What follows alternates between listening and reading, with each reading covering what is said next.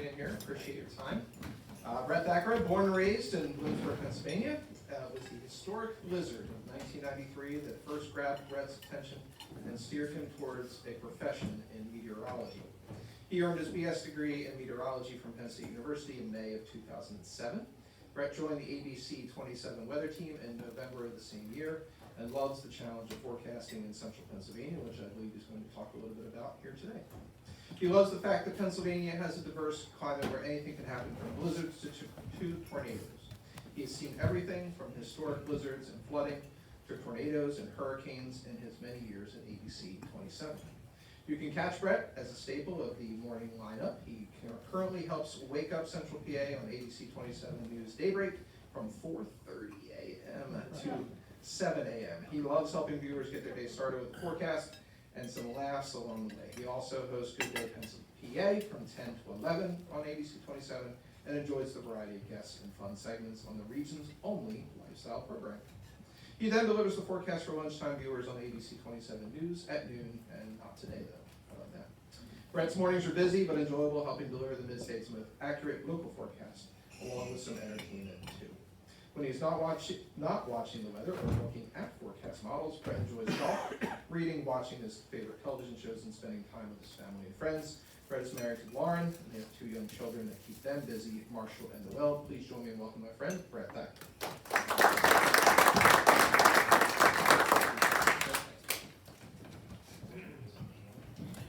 Brett, I think you need to wake up your computer first. There we go. Good. Now we're hot. Excellent. Thanks, everybody. Appreciate the invite, and it's good to see all of you out there. So I'll do a little talking here, and then I'll maybe open it up to questions about the TV side of things or weather questions that you may have. Sean was actually asking me about how when I came to E-Town, so we've actually lived here since about 2015, I believe it was. We had lived in Harrisburg, and my wife is originally from Hummelstown. And we had looked there for a house, didn't find any that we liked. And then somebody said, well, E-Town is a pretty nice area. So we moved down here, found a place that we liked, and it has been great. The people are great. And I serve on the E-Town Library Board, and so it's a wonderful community, and it's great to see so many of you here. But I did first become interested in the weather back in 1993 during that big blizzard. If any of you remember that and were local, Pennsylvania got buried in snow, actually in March. So for those of you snow lovers out there, there's still time. There's still time for that to happen this year. So that just kind of, I always watched, I grew up in Bloomsburg, so we were in the Scranton TV market, and always watched the local weather up there and was fascinated by it. So wanted to combine that with a degree in meteorology, and growing up a Penn State football fan, realized that they had a world-class meteorology department. So went there, got my degree, and then ended up getting a job in Harrisburg at ABC 27. Pretty shortly after graduation, they had an opening because Chuck Rhodes was retiring, and he was their legendary weatherman at the time, and got to work with him at the tail end of his career, which was a pretty cool experience. So what you can see here on the screen, that's actually what the setup looks like. Everybody tends to wonder what the green screen looks like. But with today's technology, I'm going to step away from the mic. Hopefully you can all still hear me. With today's technology, we do use the green screen still, and that's what it looks like. There's actually graphics behind me, and people wonder how we can do that. Well, I can see in the camera what you see at home, so it's like a mirror image. So when I'm looking at the camera, I'm actually seeing a reflection of myself with the weather graphics behind me. So I can see that, and then we have monitors on the side here too that we reference. So we're not totally blind, but that is how it looks. If you were just watching it in the studio, it would just be a big green wall, and then we've got our offices over here with our computers. But we also use big giant TV monitors now that they've improved so much that, it's just, we don't need the green screen necessarily with today's technology. So I do wake up pretty early at 3 a.m., get in there by 3:30, start a pot of coffee and sit down, and we actually do the forecast ourselves. And I think that sometimes tends to be, not everybody that's on TV doing the weather is a meteorologist, but a lot of us are, especially today because the science is so important. And everybody that works at ABC 27 does have a meteorology degree. So we actually go in there, look at forecast models, some of which I'll show you here, and actually put together the forecast. So the good thing is when you do it every day, you kind of understand how the atmosphere works, and you understand the weather patterns, and you don't need to spend a lot of time forecasting. It usually takes me about 30 minutes to sit down and look at the latest guidance and put together a forecast. And from there, get your makeup on, take us a couple of sips of coffee, and we roll at 4:30, and then away we go till 7 a.m. So it's a long show in the morning, but it's fun, because the bosses aren't in yet. So we get to do whatever we want. And then, which is kind of a nice thing in the morning. So we have fun doing that, and there's only a few of us on the show, so it's a pretty quiet around the studio, but we have fun with it. But I have been lucky enough in some regards to be a part of several historical weather events over the last 15 to 20 years that I've been doing this.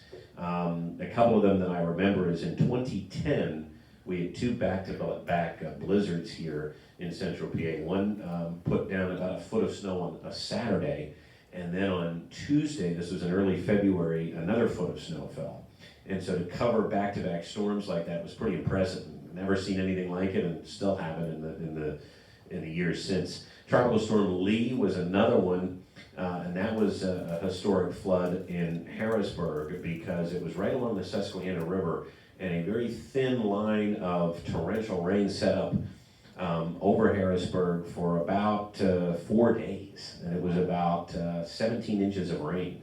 And if you were in Lewistown, or even here in E-Town or Lancaster, you didn't get it because it was such a narrow strip that fell directly over the Susquehanna River. It was pretty impressive how that setup was from the remnants of a tropical storm, so we got to cover that. I've covered many tornado warnings here in central Pennsylvania. It is definitely a misnomer that we don't get tornadoes around here. They're not very big ones, although we did have one in Campbelltown just before I started here in '04, I believe it was, and that was probably the biggest one we've seen here in this viewing area. But we do get them, and we have to break into programming when they occur. So that can keep us on our toes. But it is nice to be able to forecast a lot of different weather. And you really need that experience. And I have found it's a lot easier to forecast now than when I just started, because you do pick up on all the nuances we have. We have the Atlantic Ocean, we have the Appalachian Mountains, we have the Chesapeake Bay, we have, when you drive up into Perry County and the Lewistown area, you see mountains, and then when you drive south into Lancaster, it looks like you're in Kansas, right? Because it's so flat with all the farmland. We've got the Susquehanna River. So we have so many different features here that it's a very challenging area to forecast for. But it's fun because, it's rarely boring, which is, again, another thing that I like about the job.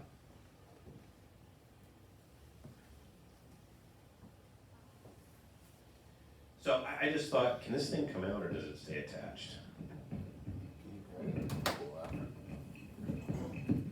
I'm a weather guy, I have to walk and talk. It will come out. Yeah, there you go. Perfect. So when we look at this, so this is just the radar. There's not much going on today. And again, snow lovers, sorry, but is anybody here a snow lover? Okay, there's a few. You're outnumbered though. We can see this is a warm front coming through the Great Lakes. That's going to swing to our north, and the only thing it's going to do is warm us up tomorrow. We should be near 50 degrees. So if you have enjoyed this winter, there's more of that to come because we are in what's called a La Nina pattern right now.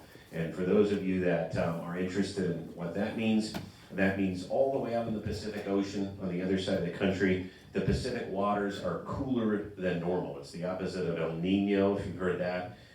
That's when the Pacific is very warm. So this year the Pacific is very cold. That affects the jet stream, which means California's had a very stormy winter. If you've seen the news headlines from there, they're flooding a lot because they don't usually get a lot of rain, and they have snow-capped mountains in the Sierra Nevadas. So they've had a very active couple of months, but that does impact us here, and we stay typically pretty warm. So one of the first things that I like to do when I get in, I'm going to pull up what we call a high-resolution model, which means that it's very detailed in terms of what it can show us.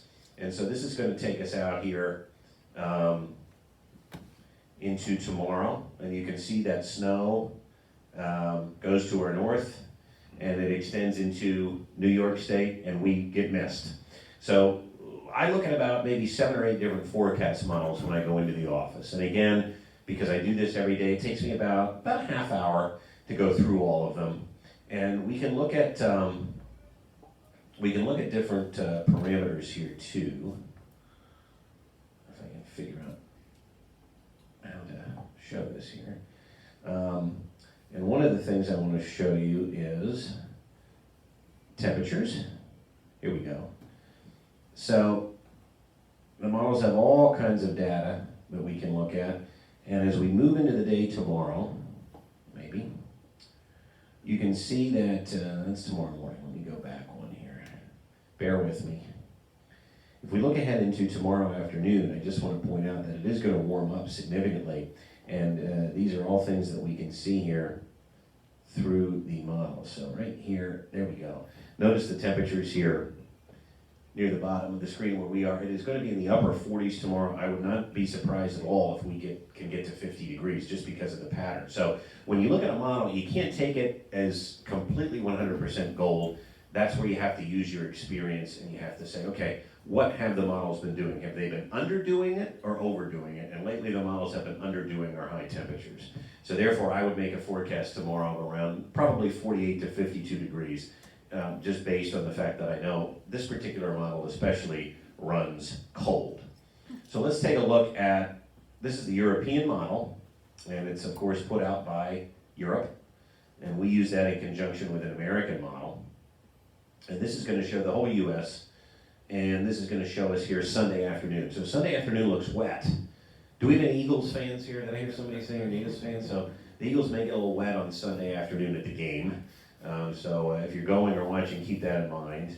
And actually, that's another thing that I just started too. A buddy of mine at work and I, we do a sports podcast where we talk about sports and how the sports lines are decided and how the weather has an impact on them. So we're always looking for new media and new ways to connect with an audience.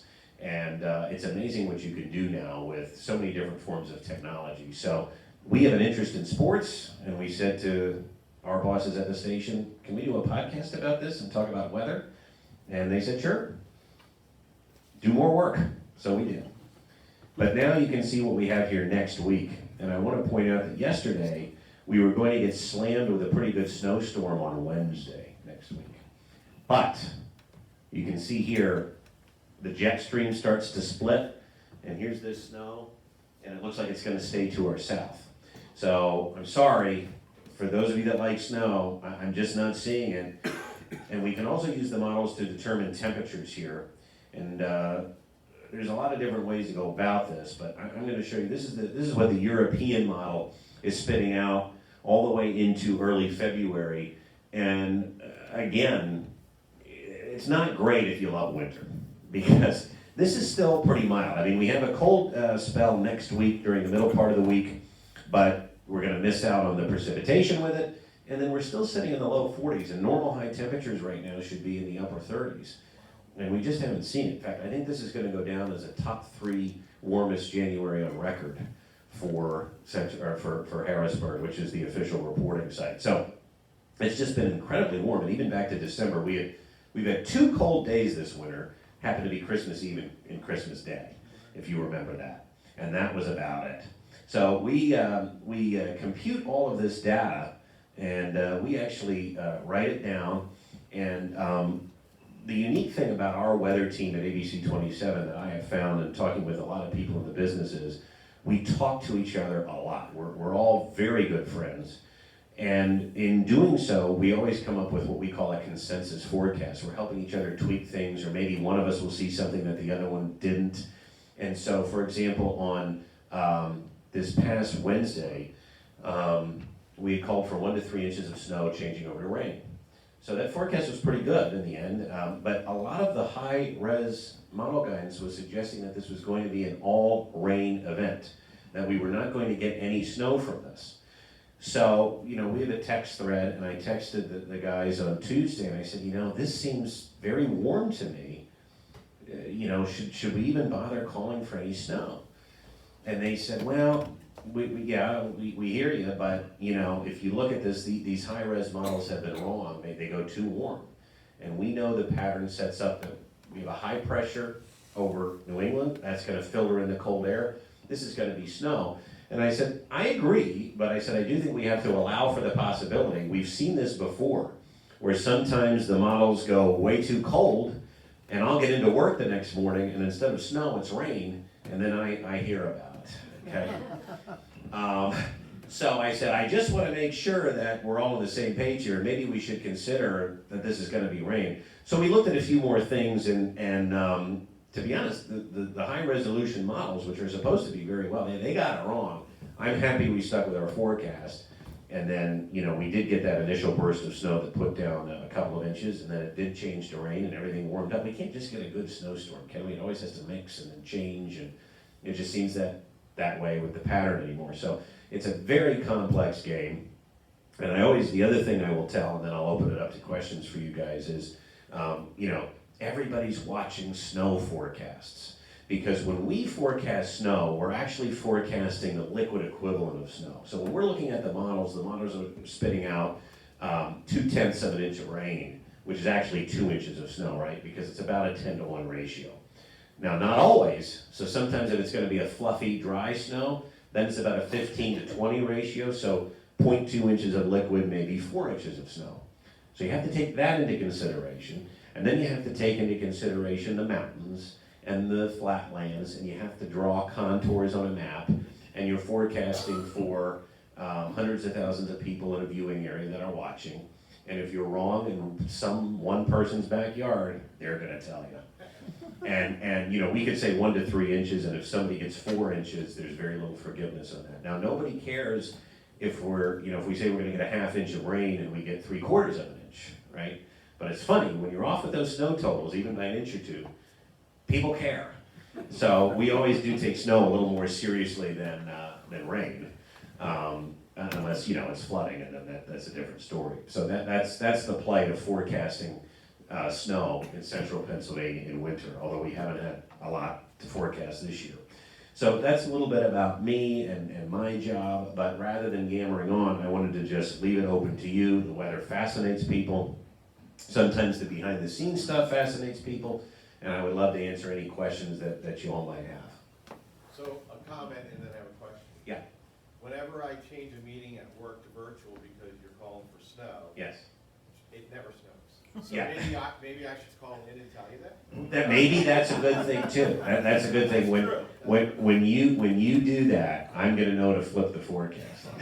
That's what we'll So do. here's my question. Yes. I have a daughter who's a nurse, and like when there's snow events, not getting to the hospital was not an option. Right. So she had to figure out, do I sleep at someone's house nearby, whatever. Yeah. How about with you, when the weather's gonna be really bad, I would think you still need to be there reporting on it, so how do you deal with that? So unfortunately, that's a great question, and unfortunately, my wife and I both pick jobs that we need to be at, no matter what. I am, of course, when there's bad weather, I need to be there, and she is a speech therapist, so in the healthcare world, she doesn't get snow days either.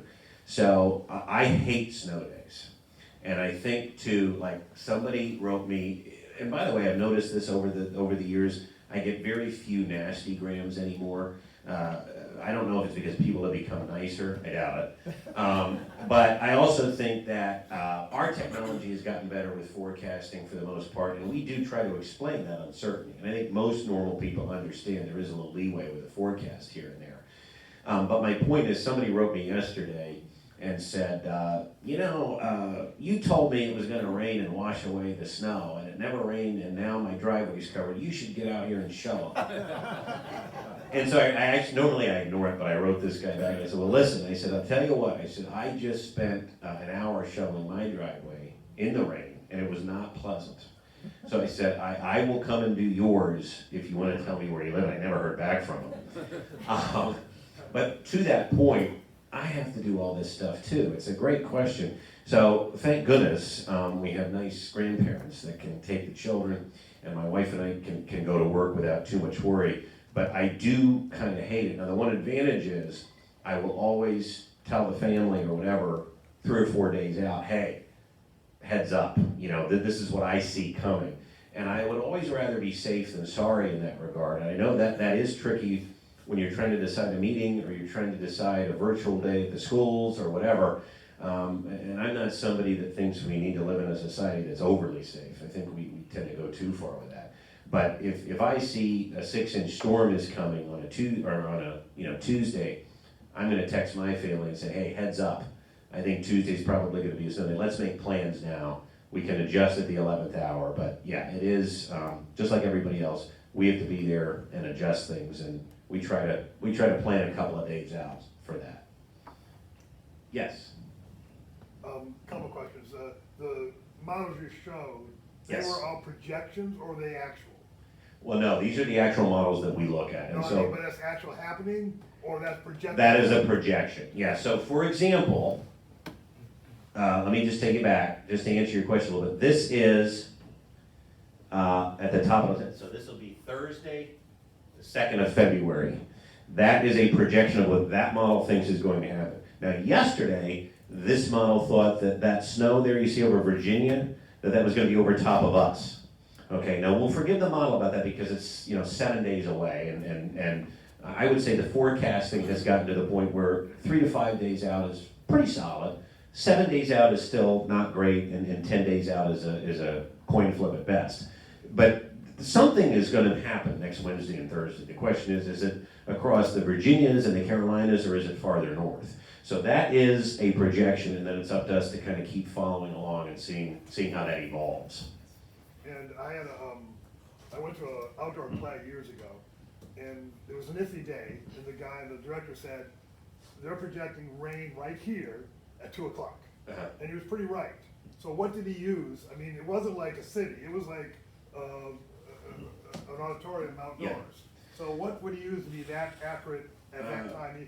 He said, we'll get through the first half, intermission, and we might have to do something in the second. He was pretty close to being exactly correct. Yeah, that's a good question. I don't really have a good answer to that. How many years ago was it? 10 or 12, yeah, it was a while ago. Yeah, we still have high resolution models by then, although I would say the timing was less accurate. So that's pretty good, unless he was actually just following it on the radar and kind of doing some math in his head, because you can kind of, it's in Ohio now and coming to the east, you can kind of do that. But I would say that's the one thing that has, so I don't know the exact answer there, but that's the one thing that I think has gotten a lot better is timing some of these events. And for example, that's what people really want to know. They do want to know the snow amounts, but they also want to know the timing. So for Wednesday's storm, and one of the questions I always hate that the news anchors put you in is, they'll ask me, hey, what are the schools going to do on Wednesday? I don't know. That's not my problem. I'm telling you what the forecast is. They'll have to decide that. But I also knew, I said, off the air, I said, if it was me, I would probably send everybody to school, because I knew it wasn't going to, everybody's going to wake up and it's not going to be doing anything. And then by 1 or 2 o'clock, it'll be fine, and it'll change the rain or it'll stop. And I said, maybe some of the back roads would be slick, and that's why I wouldn't want to be a school director. But I do have sympathy for them, because it's hard enough to forecast, let alone know how to make some of these difficult calls. But the timing worked out where it snowed from about 10 to 1 or 10 to 2, which we had said, and we knew that 48 hours out. So that's been a big improvement in some of this, is nailing down the hour-by-hour stuff. Let's come over here. Yes? I have 2 questions. Yes. One, I don't have regular TV. Yes. How do I stream your channel? You can, that's a good question. I think we are available on most streaming services like Hulu Live TV or YouTube Live. Okay. And then you can also get our newscasts on our website, abc27.com, but they are now, I think you have to wait 2 hours till they're posted. So like the noon news today will be posted at 2 p.m. Okay. and that type of thing. But you can always go on there, follow me on social media. I'm always putting out the forecast. But if you want to watch the newscast, we are available on most of the streamers, Hulu, YouTube, others. Okay, great. And then the other question is global warming. Yes. Can you talk a little bit about that? I mean, all that stuff that's happening out in California, Right. you're saying global warming. Yes. Here's what I can say about global warming, and I'm certainly not an expert in the climate field, although I've done a lot of studies on it. And here's what I do think that we know. We know that the climate is changing, okay? And we also know that the planet for the last 20 years or so has been warming, okay? Now the question is, why is it warming? And that's still in debate in the scientific communities. And it's also being debated, of course, unfortunately, but I mean, it's kind of necessary. It's become a political firestorm as to how to respond to this. And there's all kinds of debate with that. But the data shows we are warming. In some ways, that's a good thing. In some ways, it may not be. But we've also seen, because of that warming, the climate change in ways that we expected and maybe some ways that we didn't. So there's all kinds of things that can affect our climate, from cycles of sunspots to variations of the earth to volcanic eruptions and things like that. And the earth has been here for 6 billion years. We have been here like this much. So we've definitely affected things, but the question is, have we affected things enough to totally change the climate in that short amount of time? I don't know the answer to that. But what I do know is that it has changed over the last 20 years. For example, our winters seem to be delayed. Over the last 10 years, it seems like we get very little snow in December and January, but we then tend to get some snow in February, March. And I remember sitting the last couple of years at my son's baseball games, and it's been snowing in April. I mean, we don't get big storms, but it's cold. It remains colder longer into the spring. So that's something I've noticed. We also noticed that we're getting heavier rain events. That when it rains, it tends to rain a lot. And we've seen that over the last 10 years. And again, I'm not talking about every day. I'm just talking about certain events. And that tends to happen when the air is warmer. So the only answer that I have is that, yeah, we know that the climate is changing. We know that the earth has warmed over the last 20 years. But, and this is the thing that I caution, I'm always an advocate of trying to help planet Earth, but I don't know where we're going. I don't know if we can totally say that 100 years from now we're going to be underwater. You know, as I just said, we don't really know what it's going to do 10 days from now. So I think that there has to be some cautious policies put in place where we can both try to stop some of the things that are changing the climate, but also try to have a better understanding of where we're going with climate change, and if it is going to be as devastating as it possibly could be, or if other things are at play here that maybe we can't control. Thank you. Yep. Yes. 2 questions. Yes. You mentioned the Susquehanna. Yes. Does the Susquehanna have anything to do with the weather here? Absolutely.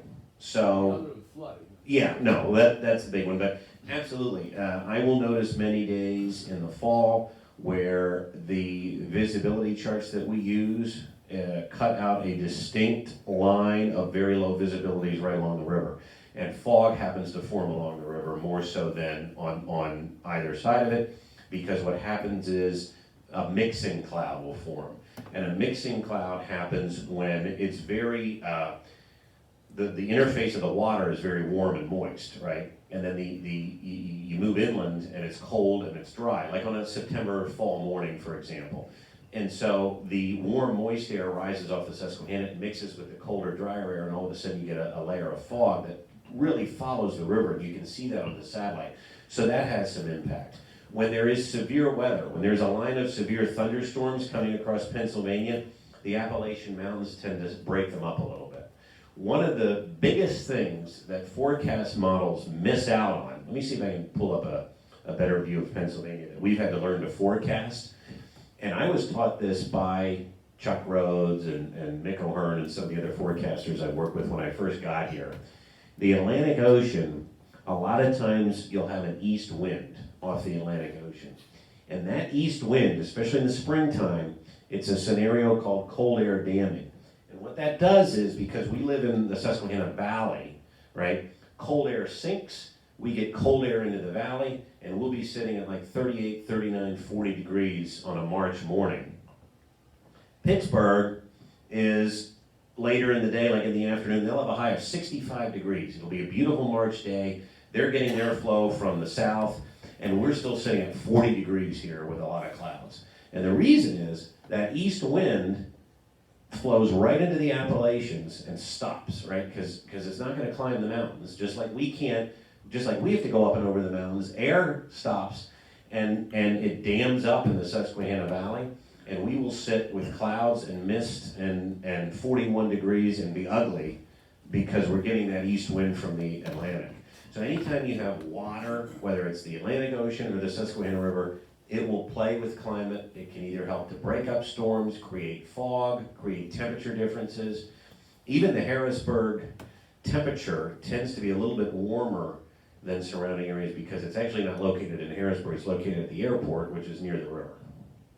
So on a morning where a lot of cities are at 28 degrees, for example, the airport might be at 33. So it can give some deceiving climate statistics too. Second question. Mhm. So you have 4 main guys, I think, now, right? Yes. Do you divide any specific responsibilities up? Like this guy's in charge of this, or? No, so basically what we do is, the 4 main people that we have work, 2 of us work mornings, 2 of us work evenings, and then we cover the shows. The other 2 guys that do our weekend broadcasts, they come in and help us do forecasting during the week or help us fill in. But we're all constantly writing articles for the internet, updating other things. We do a lot of radio hits through the day. So like my shift is a lot of on-air work, like Sean mentioned. So if one of the other guys is there, he's updating the internet, he's updating the radio, he's on conference calls with townships or things like that about what's coming for the weather. So in some ways, yes, I guess we do divide up those jobs. But basically, we have 4 main guys just to make sure we have somebody on for all the shows that we do, because it's a lot. You spoke earlier of La Nina, Yes. and I had heard somewhere that we're in the 3rd year of a La Nina pattern, which is supposedly very unique, but it hasn't happened very often. Do you see that changing, or is it beginning to change, or are we going to go into a 4th year of a La Nina pattern? Well, that's a good question. It is pretty abnormal to have 3 years in a row, because normally what will happen is you will get a year, maybe 2 of La Nina, and then the waters will go back to average for a year, and then it will flip to an El Nino pattern. And again, that's when the waters in the Pacific warm up, and La Nina is when the waters in the Pacific cool down. And our winters tend to be better. We tend to get those big East Coast storms during El Nino years, and we tend to get more mixed events and warmer winters during La Nina years.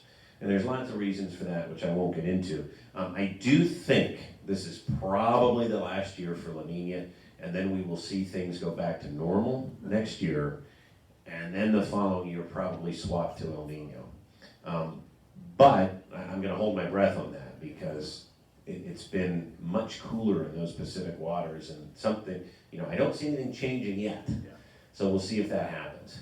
And a quick follow-up, how much do you look at NOAA's data? Occasionally, yeah, yes.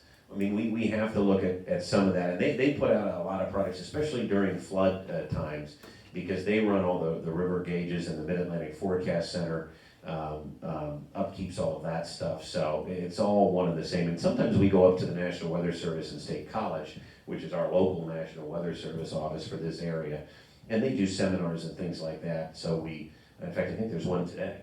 And we meet with them and talk about different trends and things that we're seeing and that they're seeing. They talk to us about different modeling updates and things like that, because these models correct themselves, and new equations are put into these models every couple of years with different biases that the models pick up on. So for example, if the European knows that it has a warm bias and that these numbers are all off by a degree or 2 on the warm side, the next time the European model updates, it will correct for that, or at least attempt to. So the models are always trying to get better, which is a good thing. I listen to NPR, and there's an 8027 person on the morning.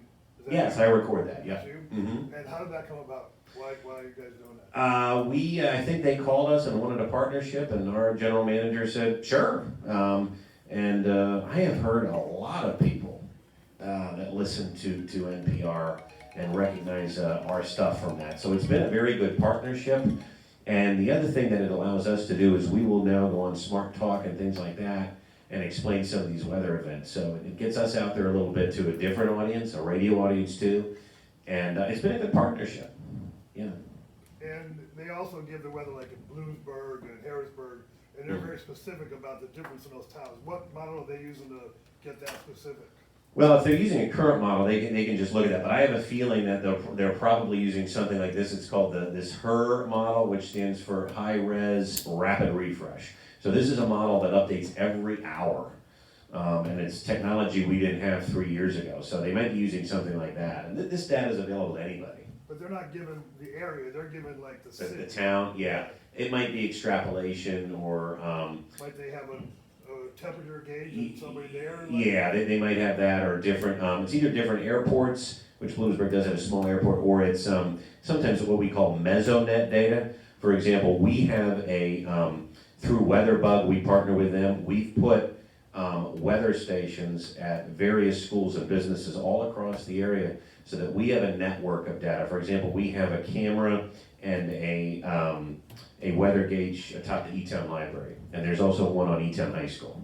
And so that, I use those sometimes in my broadcasts on the air. Those aren't official numbers because they're not at the airport, but it certainly helps us with forecasting, and it allows us to dive deeper into the kind of odd temperature things that we see around here, which again is like when you're near the river, you tend to be colder or warmer than surrounding areas, so that allows us to see that, yeah. Well, first of all, I didn't know there was a 3 and 4 a.m. I thought we just had PMs at 3 and 4. You're not alone, by the way. So, follow up to Ken's question, when you had said about, having to be at the station and a big event, do they have little suites there if you have to be there for 2 days, 3 days? Sadly, no. You just sleep on your desk? I don't sleep on the desk. No, luckily I stay with colleagues that live up there. So it's about a half-hour drive, or sometimes I'll commute it depending on this if I need to get the kids or something. But usually, if I know it's going to snow overnight, I will go up and stay with colleagues, and then go in. We take a station car into work. That way, if we go off the road, it's their dime. I think a little suite there for you. It's on 110%. You know what? From your lips to their ears. Yeah. You just talked about that on the show the other day. Yeah, You did. I did, yes. Yeah. Well, I kind of, I do make fun of it occasionally, make fun of my bosses. Who else? Yes. What's the forecast for the spring? When can I uncover my roses? Well, that's a good, I always give the same answer here, Mother's Day, because last year, and like I said, I've seen it now for about 3 years. Maybe that's the La Nina thing, where March and April have been cold. And I remember we planted our garden, I think it was after tax day last year. And, we had to go out and cover it up a few times, and that got old. So I would just say Mother's Day is always a good date, because I just don't trust it to warm up where we don't get those late season frosts.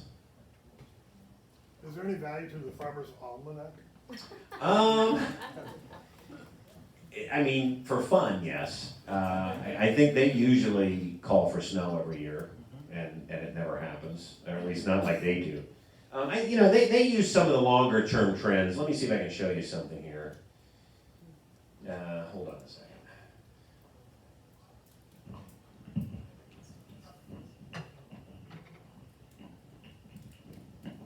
Bear with me 1 second. Note to self, longer cord. Right? There you go. Okay. So the Climate Prediction Center is, run by the government, NOAA, similar to the National Weather Service. So here it is February, March, and April, and this was issued just last week. Notice we're above normal temperature, so I don't see any changes coming. Now that doesn't necessarily mean we're gonna have a totally warm spring, but it certainly means that the east and the south are gonna be above average. That is a classic La Nina pattern, by the way. So it doesn't look to me like anything's changing. So again, if you love snow, I'm sorry about that, maybe go to the Pacific Northwest. But they are using a lot of this data to project forward the farmer's almanac. So, is there some value to it? Sure, because I think they're basing it on some real things, but they're also probably basing it on some historical data and farmers' tales and things like that. And our chief meteorologist, Eric Fingemeyer, is a farmer. So he relies on the weather very heavily and weather patterns and things like that. So that kind of makes us unique too, because he relies so much on the ag world because he farms himself. So I would say there's some value to it, but minor. What about Punxsutawney Phil? Punxsutawney Phil, well, I make fun of him and call him a rat. I would say there's no value to that.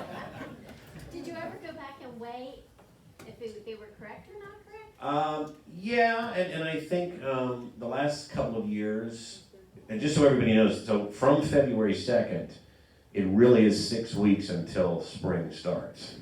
So don't get fooled by that. It's always 6 weeks till spring or more winter. I forget what it is. If he sees his shadow, I never remember either. But usually, the early spring stuff, he's usually pretty right on. So when he says it's going to be an early spring, like this year, I bet he's going to say it's an early spring because we haven't had a winter. Yes. So just like an armchair meteorologist like Phil, Right. certainly there's a number now on social media and things like that. Like, are they persona non grata in your business? Is it like, do you ever literally sit down and say hey, nailed that one kind of thing? Oh, you mean with armchair forecasters online? Yeah. Well, there was a growing feud about 10 years ago between. There was a rise of many different types of Facebook groups and many different types of folks that were really doing this as a hobby, didn't have a degree in it, and were just posting forecasts online to get clicks. And it really became a big problem for many, many reasons. And there's a very famous meteorologist in Alabama by the name of James Spann. I don't know if anybody's heard of him. But he kind of took these groups on head on because they would just be posting snow maps without having a clue what they were doing, and they would get a ton of clicks. And I think that the best thing that we've learned to do is to just ignore them and to put out our own information and in other words, we would find that if you started to take them on, they would sick their followers on you and kind of go after you. It just became not really worth it. So I always tell people about that. Do your own research. If you're following somebody that seems to be accurate, great. Make sure they have a meteorology degree and continue to trust in them. And compare it with other forecasts, just like a good consumer would do.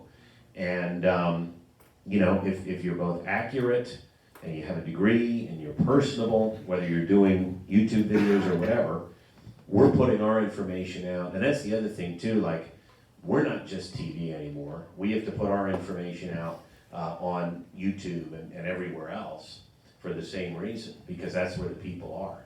So, and I've seen much less vitriol over the last 5 years from people over that type of a thing, because I think they haven't attacked the TV and the National Weather Service people as much. They kind of do their own thing, and we do ours, and that's good. But I do think everybody just has to be, just like with anything. There's a lot of armchair, think about all the true crime stuff, right? Where the police are out there trying to solve a crime, and true crime has become such a big thing on podcasts and everything else, and you've got these armchair detectives at home trying to solve these crimes, and they don't know what they're doing. So it really becomes an issue for many different fields. That's a great question. And I think we just try to ensure we're doing our best job, putting out the best information. We've got the backing of the ABC 27 brand, the backing of the Penn State degree, and the backing of experience. And hopefully that wins out.